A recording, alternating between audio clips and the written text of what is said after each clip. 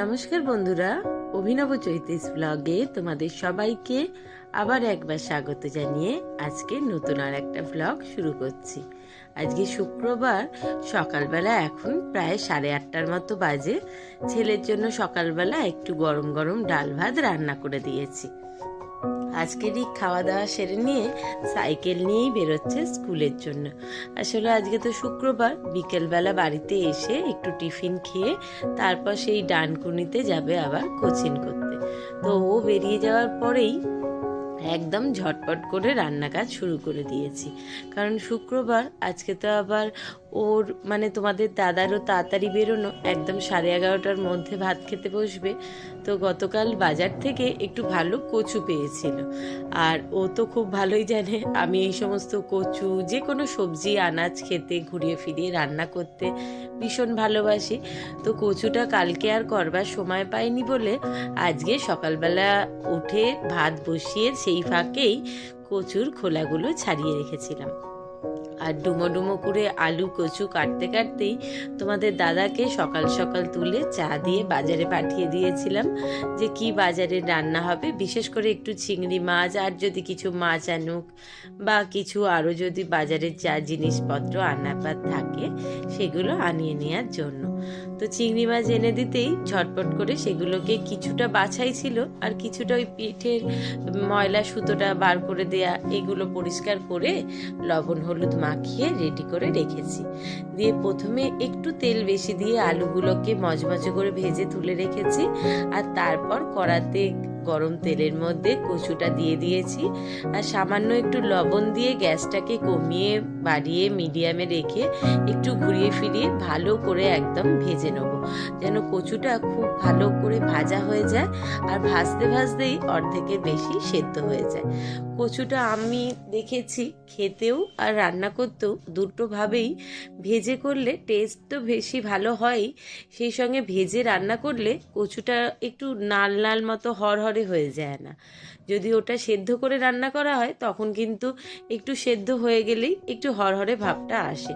তো আমি চেষ্টা করি সময় নিয়ে রান্না করতে, আর সেটা অবশ্যই ভেজে রান্না করতে, তাহলে ওই হরহরে ব্যাপারটা আসে না। আর তাহলে তোমাদের দাদা আর রিক দুজনেই খেতে চায়। রিক তো একটু হরহর করলেই আর ছোবে না, দাদা যদিও অত খুব একটা আপত্তি না জানিয়ে ভালো মন্দ টুকটাক খেয়ে নেয়। তো সে কচুগুলো ভেজে তুলে নেওয়ার পর কড়াতে যে তেলটা ছিল তার মধ্যে আরও কিছুটা তেল দিয়ে একটু গোটা জিরে, গোটা গরম মশলা ফোড়ন দিয়ে তার মধ্যে পেঁয়াজ খুব মিহি করে মাঝারি সাইজের 2টো পেঁয়াজ দিয়েছিলাম, কারণ কচুর তো তেমনভাবে নিজস্ব কোনো স্বাদ নেই, একটু কষা কষা রসিয়ে কষিয়ে রান্না করলে কচু চিংড়িটা কিন্তু খেতে দারুণ সুন্দর হয়। আর বিশ্বাস করো একটা রান্না দিয়েই অনেকটা ভাত খাওয়া হয়ে যায়। তো ওই পেঁয়াজটা একটু হালকা লাল করে ভেজে নেওয়ার পরই দিয়ে দিয়েছি রসুন বাটাটা। রসুনটা দিয়েও ভালো করে কষিয়ে নিচ্ছি, এরপর আদা আর টমেটো কুচো দিয়ে ভালোভাবে মশলাটা কষাবো। মশলাটা একটু কম তেল দিয়েই কষাচ্ছি, এই কচুর তরকারিতে একটু ঘি দিয়ে রান্না করলে সেন্টটা বেশি ভালো হয়। তো পেঁয়াজ, আদা, রসুন একটু ভাজা ভাজা হতে পরিমাণ মতো দিয়ে দিয়েছি টমেটো, 2টো মাঝারি সাইজের টমেটো দিয়েছি। এই সময় শীতের বাজারে তো সুন্দর টমেটো, আর দেশি টমেটো বেশ নরম লাল, একটু টকটক ভাবও থাকে, খেতে বেশ ভালো লাগে। তো এর মধ্যে রোজকার গুঁড়ো মশলা যেমন লবণ, হলুদ, লঙ্কা, পরিমাণ মতো মিষ্টি, ধনে গুঁড়ো, জিরে গুঁড়ো সব দিয়ে ভালোভাবে কষাবো।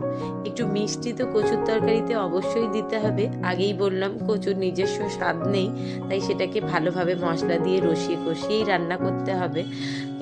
কিন্তু রসিয়ে কষিয়ে রান্না করব, রান্না বান্না করে টাইমে সবাইকে খেতে দেবো, এই শীতের দিনে কিন্তু আমার ভীষণ রকম একটা চিন্তা হয়, কারণ একটু তো সকালবেলা উঠতে গড়িমসি করতে সময় কেটে যায়, আর ঠান্ডাটাও যা সুন্দর বাইরে পড়েছে কয়েকটা দিন, এত ঠান্ডা লাগছে সকালবেলা উঠতে, নড়তে চড়তে কিভাবে একটু সময় যেন আমার আগেই দৌড়ে পেরিয়ে যাচ্ছে, কিছুতেই ধরবার চেষ্টা করলেও সময়টাকে ধরতে পারছি না।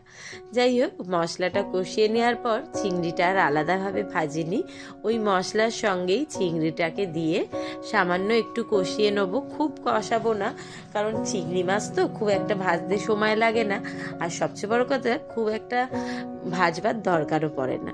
দিয়ে ওই চিংড়ি মাছ মশলার সঙ্গে কচু আর আলুটাকে আরও কিছুক্ষণ ভালোভাবে গ্যাস কমিয়ে কষিয়ে নিয়ে সামান্য জল দিয়ে দিয়ে কষাবো, তাহলে কষানোটা খুব ভালো হয়ে যাবে। তারপর পরিমাণ মতো জল ঢেলে দেবো, দিয়ে কচু আলু দুটো একদম মাপ মতো সেদ্ধ হয়ে গেলে নাবাবার আগে ঘি আর গরম মশলা ছড়িয়ে নিয়ে, একটু শুকনো শুকনো নাবালেই ভালো হয়, কিন্তু আমি একটু গামাখা মানে একটু কাই কাই মতো নাবাবো। এই তরকারিটা রিকও খেতে ভালোবাসে, কিন্তু সে আজকে খাবে না, কারণ স্কুল থেকে এসে এই শীতের দিনে রিককে ভাত দিয়েও না, আর ও খেতেও চায় না। তো এই সমস্ত তরকারিতে একটু ভাত দিয়ে খেতেই ভালো লাগে। তো মনে করেছি ও যখন স্কুল থেকে এসে ভাত খাবে না, তাই ওর তরকারিটা তুলে রেখে দেবো, পরের দিন স্কুল যাওয়ার সময়তেই হোক বা রাত্রিবেলা যদি একটু খেতে চায় খাবে। আর রাত্রিবেলার জন্য মানে বিকেলবেলাতেই রাত্রিবেলার রান্নাটা, যে তরকারিটা রাত্রে খাওয়া হবে সেটাই করে রেখে দেবো। ও স্কুল থেকে এসে রুটি পরোটা কিছু একটু করে দেবো, সেই দিয়ে খেয়ে নেবে। আর কথা বলতে বলতে কচুর তরকারিটা একেবারে রেডি, নামিয়ে নিয়েছি, আর দারুণ সুন্দর একটা সেন্ট বেরোতে শুরু হয়েছিল। দিয়ে এখানে আজকে বাজার থেকে এনেছে কাতলা মাছ, মাছগুলোকেও সেই একেবারে ধুয়ে পরিষ্কার করে নিয়েছিলাম, কচুর তরকারিটা বসিয়ে দিয়ে সেই ফাঁকে আসলে একটু হুটোপাটি তো সকালবেলা থাকে। আর আমরা যারা একার হাতে মানে একার ঘরেই এখন বেশি, কারণ এখন তো আর অনেক লোকের সংসার খুব কম বাড়িতেই দেখতে পাওয়া যায়, তো একার হাতে জোগাড় করে কুটনো বাটনা করে রান্না করতে ওই কাজের মাঝখানে কাজ সেরে নিতে হয়। তো মাছগুলো ধুয়ে পরিষ্কার করা হয়ে গেছিল, সেটাকে দিয়ে দিয়েছি গরম তেলে ভাজবার জন্য, আর ওদিকে একটু আলু পেঁয়াজও কেটে রেখেছি। আজকে আর তো ডাল করব না, ওই কচু আলুর তরকারিটা একটু গামাখা করে নেব, আর এই মাছ দিয়ে আলু দিয়ে একটু একটা হালকা পাতলা ঝোল রান্না করব। আসলে সকালবেলা রিককে অল্প করে একটু মুসুর ডাল করে দিয়েছিলাম, ওই মুসুর ডাল আলু ভাত দিয়ে আর একটু ডিমের পোস্ত দিয়ে ভাত খেয়ে বেরিয়ে গেছে। তো আমাদের যেহেতু মাছ এনেছে, কচুর তরকারি হচ্ছে, তাই আর আলাদা করে ডাল রান্না করলাম না। রোজ রোজ একঘেয়ে ডাল খেতে ভালোও লাগে না, আর আমি চেষ্টা করি যেদিন ডাল ছাড়াই খাওয়া যাবে সেদিন আর মানে যে 2-3 রকম তরকারি হলে সেদিন তো ডালের খুব একটা দরকার পড়ে না, সেদিন ডাল নাই করতে। আসলে আমার মতে ডালগুলো এমন দিনে রান্না করা উচিত সুন্দরভাবে, যেটা দিয়ে তাড়িয়ে তাড়িয়ে একটু আচার, একটু আলু সেদ্ধ মাখা বা কোনো ভাজা দিয়ে ভালোভাবে ভাত খাওয়া যায়। তো সেই জন্য সোমবার শনিবার এই সমস্ত দিনগুলোই বেশি করে ডাল রান্না করবার চেষ্টা করি। তো পেঁয়াজ আলুটাকে খুব ভালোভাবে তেলের মধ্যে ভেজে নেওয়া হয়ে গেছে, তার মধ্যে পরিমাণ মতো দিয়ে দিয়েছি টমেটো, একটু দিয়ে দেবো গ্রেট করা আদা, তারপরে স্বাদ মতো লবণ, একটুখানি হলুদ গুঁড়ো লঙ্কা গুঁড়ো দিয়ে খুব ভালোভাবে কষিয়ে নিয়ে জল ঢেলে দেবো আলুটা সেদ্ধ হওয়ার জন্য। আর এদিকে একটু 2 রকম সর্ষে আর একটু সামান্য পোস্ত দিয়ে একটা পেস্ট করব। আসলে এই মাছের তরকারিটা পেঁয়াজ রসুন একটু 2-3 কোয়া রসুন থেতো করে পেঁয়াজ আদা রসুন টমেটো দিয়ে আলুটাকে ভেজে নিয়ে তারপর জল ঢেলে সেদ্ধ করে, আর নাবাবার আগে সর্ষে পোস্তর একটু পেস্ট ঢেলে, আর যদি কেউ চায় ওপর দিয়ে একটু ধনেপাতা কাঁচা লঙ্কা কুচি ছড়িয়ে রান্না করলে এই মাছের তরকারিটাও দারুণ সুন্দর টেস্টি হয়। মানে পেঁয়াজ আদা রসুনেরও একটা সেন্ট টেস্ট রয়েছে, আবার তার সঙ্গে নতুনভাবে যুক্ত হবে সর্ষে পোস্ত, দারুণ সুন্দর খেতে লাগে এই মাছের তরকারিটা। কখনো হাতে সময় পেলে এভাবে একবার কিন্তু তোমরাও বানিয়ে খেয়ে দেখতে পারো। আর কথা বলতে বলতে রান্নাও কমপ্লিট, ঘড়ির কাঁটা জানান দিচ্ছে 11:15 বাজে। এরপরে আমি একটু হালকা জলখাবার খেয়ে নিয়েই তোমাদের দাদাকে খেতে দিয়ে দেবো। সে তো অফিস বেরোবে বলে তাই আর সকালবেলা জলখাবার খাবে না, একেবারে ভাত খেতে বসবে। তো তাকে খেতে দিয়েছিলাম, আর সে খেটে বেরিয়েও পড়েছে। এদিকে আমি বসিয়ে দিয়েছি বিকেলবেলা তরকারির জন্য একটু মটর না, এটা হচ্ছে চানা, কাবলি চানাটাকে ভিজানো ছিল গতকাল রাত্রেই, সেটাকে একটু লবণ একটু হলুদ একটু কাঁচা লঙ্কা একটু ছোটো এলাচ আর দারচিনি দিয়ে 4টে সিটি দিয়ে রেখেছি। আর এতে দেখো কড়াইগুলো খুব সুন্দরভাবে মানে ছোলাগুলো সেদ্ধ হয়ে গেছে, অথচ ভেঙে যাচ্ছে না, কিন্তু এই রকমই সেদ্ধ করতে লাগবে। আজকে একটু পেঁয়াজ রসুন দিয়ে ভালোভাবে কাবলি চানার তরকারি করব। আসলে রাত্রিবেলা মনে করেছি রোজই তো কি রান্না করব একটা চিন্তা থাকে, তো রাত্রিবেলা এক একদিন ঘুরিয়ে ফিরে কখনো কাবলি চানা, কখনো সয়াবিন, কখনো মটর, কখনো বা কপি, এখন তো বাজারে রয়েইছে। এই এক একদিন এক এক রকম রান্না করলে তাহলে সকলের খেতেও ভালো লাগে আর একটুখানি টেস্টেরও চেঞ্জ হয়। তো একটুখানি ডুমো ডুমো করে আলুও কেটে রেখেছি, তরকারিটা করে নেব। দিয়ে একবারে তরকারিটা রেডি করে রেখে আমি দুপুরবেলার খাওয়া দাওয়া সেরে নিয়ে আজকে মনে করেছি একটু ময়দা মাখাবো। দুপুরবেলা রিক স্কুল থেকে এসে, দুপুর না, রিক স্কুল থেকে বাড়ি ফিরতে ফিরতে প্রায় 5টা বেজে যায়। এসে একটু পরোটা আর এই কাবলি চানার তরকারি খেয়ে নেবে, দিয়ে যাবে কোচিনে। আর রাত্রিবেলাও একটুখানি আমাদের গরম গরম পরোটা আর এই কাবলি চানার তরকারি করে ফেলবো। ময়দাটা একেবারে মাখানো থাকলে বিকেলবেলা আর রান্নাঘাটের দিকে আসতে হবে না, কারণ বিকেলবেলার পর একটু সন্ধে পুজো দিয়ে নিয়ে বলি যে বিকেলবেলা যাই, গিয়ে বিছানায় বসে বসে একটু ফোনের এডিটিংয়ের কাজ হোক, ঘর দুয়ার পরিষ্কার হোক, বা আরোই তো সারাদিনে অনেক রকম কাজ থাকে, সেগুলো করি। তখন আর এই ঠান্ডার দিনে মনে হয় না রাত্রি 10টা পর্যন্ত বসে বসে রান্না বান্না করি আর সারাক্ষণ এদিকেই সময় কাটিয়ে দিই। তাই আর এখন বেশিরভাগ দিনই খাওয়া দাওয়া সেরে দুপুরবেলা আর ঘরে যাই না এডিটিংয়ের কাজ করতে বা বসে বসে একটু নিজে ফোন দেখে সময় কাটাবার জন্য। তো আলুটা ভেজে তুলে রেখেছি, আর ওদিকে দেখতেই পেলে পেঁয়াজ রসুন আর কাঁচা লঙ্কা দিয়ে একটু হালকা পেস্ট করে রেখেছি। আর এখানে কড়াতে সর্ষের তেল গরম করে তাতে একটু চিনি দিয়েছিলাম, আর গোটা জিরে আর গোটা গরম মশলা ফোড়ন দিয়ে ওই পেঁয়াজ আদা রসুনের পেস্টটা দিয়ে দেবো। দিয়ে সেইটা দিয়ে মশলাটাকে যেমন কষানো হয়, টমেটো আদা সব দিয়ে, যদিও পেঁয়াজ রসুন কাঁচা লঙ্কা তিনটে একসঙ্গেই পেস্ট করা আছে, তাই লঙ্কা গুঁড়োটা আর আজকে দেবো না। কারণ এইবারে তোমাদের দাদা যে লঙ্কাগুলো বাজার থেকে এনেছে মারাত্মক ঝাল, আধখানাও কাঁচা চিবিয়ে খাওয়া যাচ্ছে না।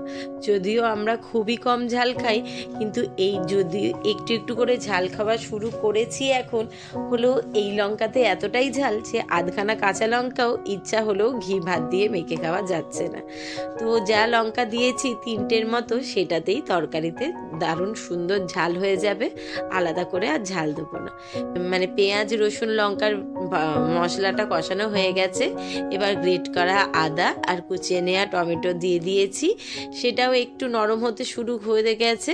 এর মধ্যে যেমন রোজকার মশলা, হলুদ গুঁড়ো, কাশ্মীরি লঙ্কার গুঁড়ো, স্বাদ মতো লবণ, সামান্য একটু মিষ্টি, জিরে গুঁড়ো, ধনে গুঁড়ো, এই দিয়ে মশলাটাকে দারুণ সুন্দর করে কষিয়ে তেল ছাড়তে শুরু করলে তার মধ্যে দিয়ে দেবো একটু হিং ভেজানো জল। পেঁয়াজ আদা রসুনের রান্না হলো এই মানে মশলা ছোলাটাতে একটু হিং ভেজানো জল দিলে দারুণ সুন্দর সেন্ট আর টেস্ট দুটোই মারাত্মক রকম হয়।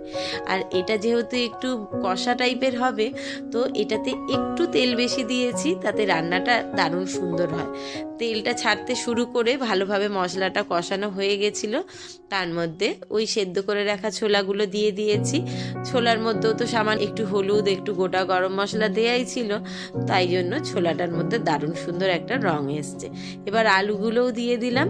খুব ভালোভাবে কষানো হয়ে গেলে পরিমাণ মতো জল ঢেলে দেবো, আর নামাবার সময় একটুখানি গরম মশলা গুঁড়ো দিয়ে আর একটুখানি দিয়ে দেবো কাসুরি মেথি। ওটাকেও করার অন্য সাইডে একটুখানি গরম করে নেবো, আর ওপর থেকে গুঁড়ো ছড়িয়ে দিয়ে ঢাকা দিয়ে নামিয়ে নেবো। রান্নাটা প্রায় হয়ে এসছে, গরম মশলা গুঁড়ো দিয়ে দিয়েছি। এবার মেথি পাতাটা দিয়ে ঢাকা চাপা দিয়ে ঝটপট করে আমিও আমার খাওয়া দাওয়া সেরে নেবো। যদিও ঘড়িতে বেশি বেলা হয়নি, ওই 1:45 মতো বাজতে যায়। আমি খাওয়া দাওয়া সেরে নিয়ে তারপরে একেবারে ময়দা মাখাতে বসবো। এখানে রান্না পুরো রেডি, তরকারি কমপ্লিট হয়ে গেছে। চলো ঢাকা চাপা দিয়ে আগে খাওয়া দাওয়া সেরে নিই, তারপর ময়দা মাখিয়ে নিয়ে ছেলের জন্য পরোটা বানাবো। খাওয়া দাওয়া করে নিয়েই বসে পড়েছি। ময়দা আর আটা দুরকম মিশিয়ে একটু ময়াম দিয়ে দিয়েছি, তেল আর লবণ দিয়ে, সেটা দিয়ে ভালোভাবে ময়দাটাকে আর আটাটাকে মাখিয়ে নিয়ে সামান্য একটু জল গরম দিয়ে মোটামুটি নরম করে মেখে ঢাকা চাপা দিয়ে রাখবো। ছেলে স্কুল থেকে আসলেই তাকে গরম গরম পরোটা ভেজে খেতে দেবো। তো চলো, তোমাদের সঙ্গেও আজকে কথা বলতে বলতে অনেকটা সময় কাটানো গেল। ব্লগগুলো দেখে তোমাদের কেমন লাগছে সেটা কিন্তু অবশ্যই কমেন্ট বক্সে জানিও। ভালো লাগলে একটা লাইক করো, বন্ধু বান্ধবের সঙ্গে শেয়ার করো। যারা ইউটিউব থেকে দেখছো তারা চ্যানেলটাকে সাবস্ক্রাইব করে দিও, পাশে থাকা বেল বাটনটাকে অল করে দিও। আর যারা ফেসবুক থেকে দেখছো তারা পেজটা ফলো করো। সেই সঙ্গে সঙ্গে তোমরা কে কোথা থেকে আমার ব্লগগুলো দেখছো আর দেখে কেমন লাগছে সেটা কিন্তু অবশ্যই কমেন্ট বক্সে কমেন্ট করে জানাতে ভুলো না।